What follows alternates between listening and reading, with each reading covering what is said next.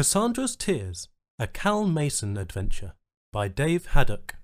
Read by Jasper Brownrigg. UEES Carrier Gemini.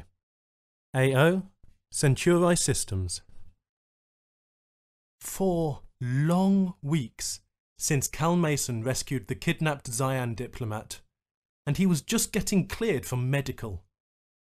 He had that itch that came from being grounded too long. Pilots always got it. Almost like they didn't trust their limbs to carry them. They needed to move through this universe with wings and thrusters, not arms and legs. Cal's ribs still stung from the blast he took back on Vega, but he didn't care. He had to get out of there. Cal made his way back to his quarters, nursing his side. The last shift of patrols just landed. They passed him on their way for a debriefing. "Hey there, Mason! They finally let you out?" Cal turned. Penny looked tired, but chipper as always. If there was something in this universe that could bring her mood down, Cal hadn't seen it. "Not officially. How is it out there, kiddo?" "Dangerous at every turn. You know how it is," she said with a wink. "Have you checked in with Grandpa yet?" Heading there now.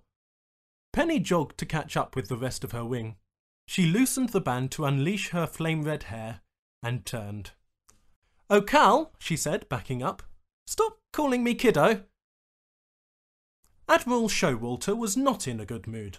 Like Penny, if there was something in this universe that could put Showalter in a good mood, Cal hadn't seen it. The Admiral, nicknamed Grandpa by those with a death wish, was a lifelong soldier.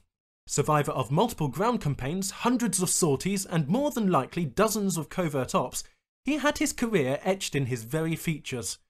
His narrow eyes took in everything, but never gave up anything. "You shouldn't be out of medical," he grumbled, as he looked over the doctor's report on his screen.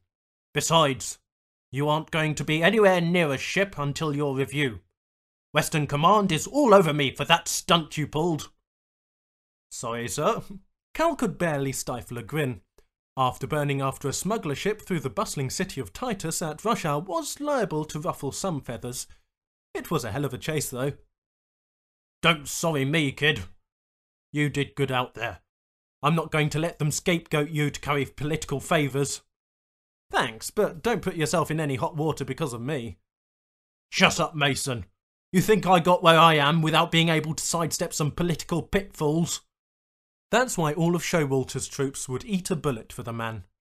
Showalter shut down his screen and looked at Mason. "But I'm still not putting you back on the rotation." "I'll beg. And I'll hit an injured man. Now get out of here." Cal decided not to test him.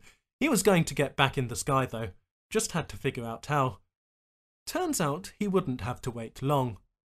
A distress call had gone out the second the Vandal raiding party hit the system. Feet thundered across the grates, engines ignited, the carrier's massive bay doors rolled back. Penny strapped into her seat as her nav computers boosted. She looked across the bay. There was Cal passing in front of her ship. He grinned and saluted. "Crazy son of a—" Admiral Showalter was on the bridge when Mason took off. He knew instantly. He could recognise that little takeoff flourish anywhere. He thumbed the comms.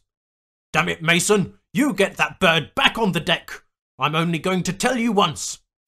"Sorry, sir. Nav's already locked in. We'll try to." Cal muted his channel.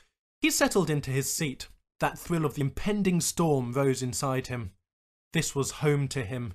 He knew it the first time he strapped in, and every time since. Penny burned up to him. She glared at him for a few seconds. "What the hell are you doing?" "Lending a hand." "The Admiral told me to blast you out of the sky." "I'll be good, promise." Penny stared at him for a few moments. Finally she shook her head. "Fine. Cover R6 and don't do anything stupid." "Come on, Penny. You know me." "Exactly." Cal fell back into formation. The wings stretched 16 ships wide, 10 Cestus dogfighters, 3 zippers and 2 anvils. Should be enough to handle whatever the Vandal got cooking. On the Gemini's bridge, Showalter watched the blips of the raiding party cruise through the system on the map sphere. They disappeared into the planet Yar's atmo. That gave him pause. Why there, he thought. There were so much more densely populated planets in the system. The Vandal hadn't been afraid of a fleet presence in the past. If they're here to smash and grab, why hit a desolate planet on the rim with only a handful of settlements and research stations? Admiral! New contact! Bearing 870! Whiteacre, their SIG-INT specialist, bounced the new radar blip onto the sphere. Showalter took one look and knew immediately.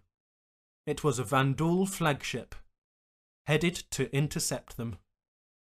Well, well, I guess someone's come to play. He gave the order for the Gemini to ready itself for war.